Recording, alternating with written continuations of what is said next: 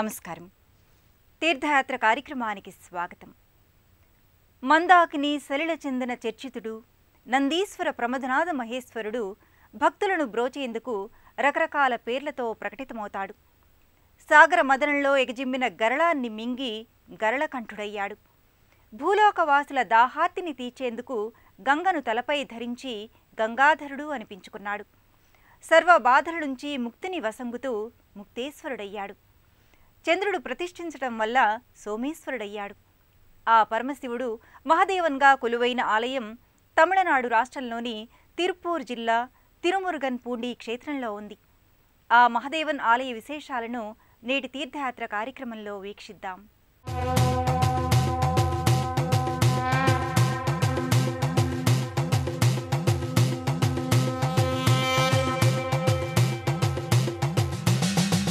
మన సకల దారిద్ర్యాలను దుఃఖాలను దహించి ముక్తిని ప్రసాదించే ఫలదాయకుడు పరమశివుడు. పరమశివుడి విగ్రహ దర్శనం కంటే లింగరూపాన్ని దర్శించుకోవడం ఎంతో శ్రేష్టమైనది అని, పరమపావనకరమైనది అని శివపురాణం చెబుతోంది. ఆ శివలింగార్చనం జన్మజన్మల పాపహరణం అని విజ్ఞులు వివరిస్తున్నారు.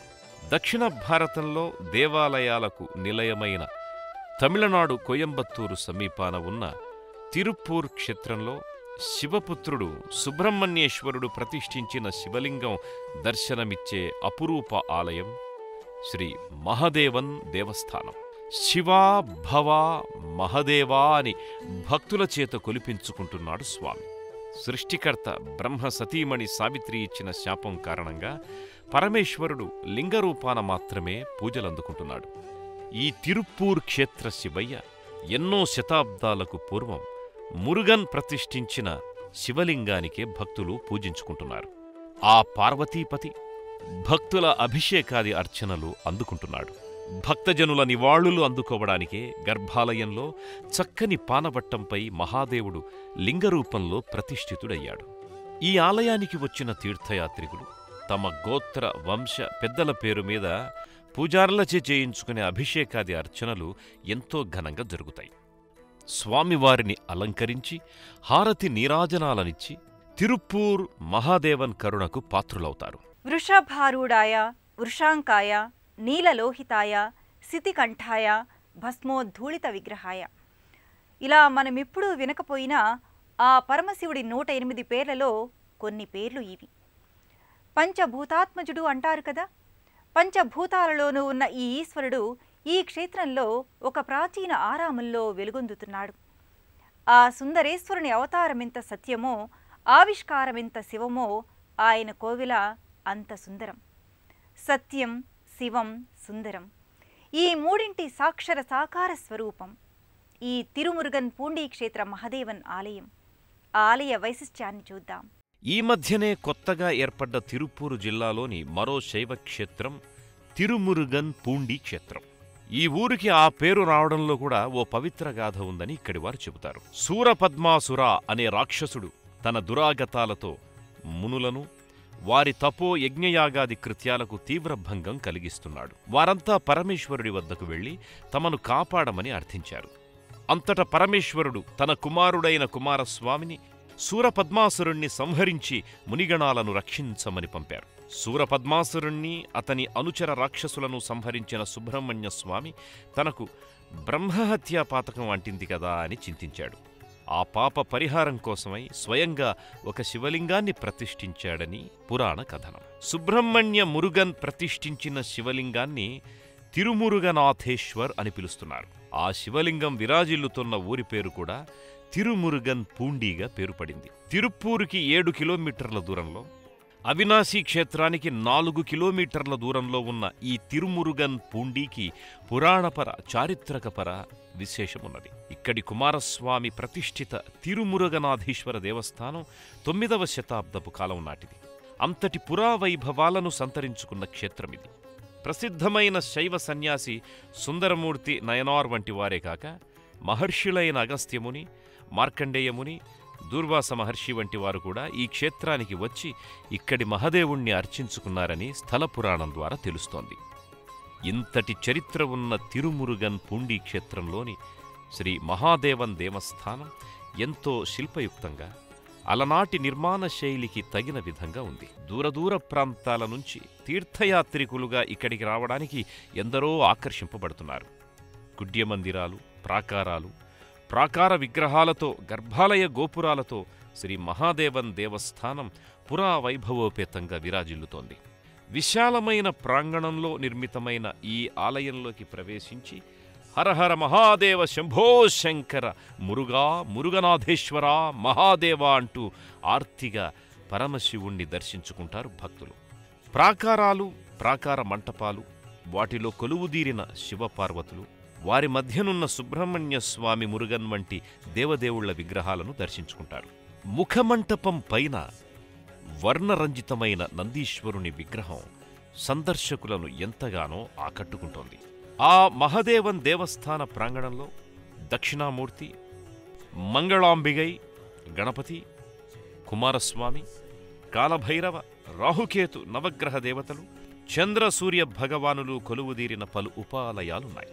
గర్భాలయ ప్రధాన దైవమైన మహదేవన్ను, శివసతి మంగళాంబికను, ఉపాలయ దేవీదేవతల్ని దర్శించుకునే భక్తజనంతో ఈ ఆలయం నిత్యం కళకళలాడుతూ ఉంటుంది. ఈ హరిహర మహాదేవుడు శబ్దనాద ప్రియుడు, అభిషేక ప్రియుడు.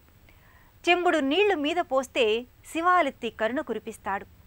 ఆయనెక్కడుంటే అక్కడ ప్రమదగణాలన్నీ గుమిగూడే ఉంటాయి, పెను కోలాహలాన్ని నర్తింపజేస్తాయి. ఈ మహదేవన్ గుడిలో శివతనయులు కుమారస్వామి, విఘ్నేశ్వర స్వామి కొలువై దర్శనమిస్తున్నారు.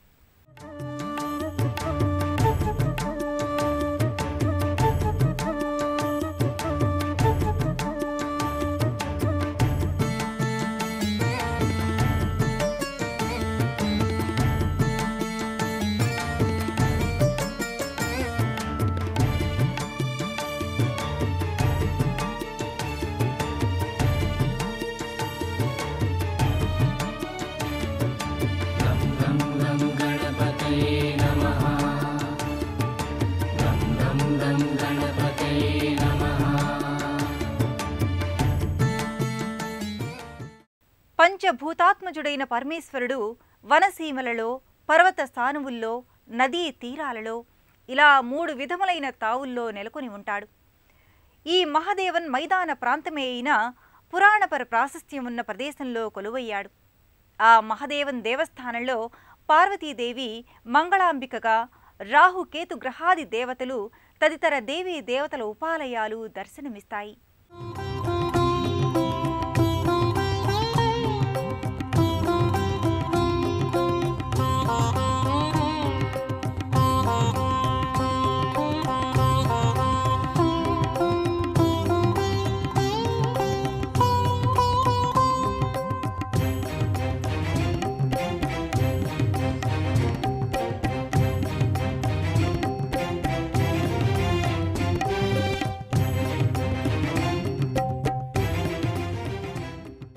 తిరుమురుగన్ పూండి శివాలయంలో సూర్యభగవానుడు, చంద్రభగవానుడు కూడా ఉపాలయ దేవుళ్లుగా పూజింపబడుతున్నారు. శివసేవకుడైన కాలభైరవుడు తన స్వామి అయిన మహదేవన్ చెంతనే కొలువయ్యాడు. ఈ ఉపమందిరాల దేవుళ్లను కూడా దర్శించుకుని పునీతులమవుదాం.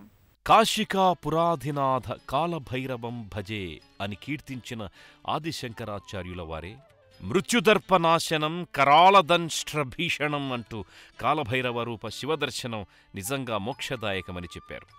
కాలభైరవుడు అంటే నల్లనివాడు అని, ఉగ్రరూపుడు అని అందరూ భావిస్తారు.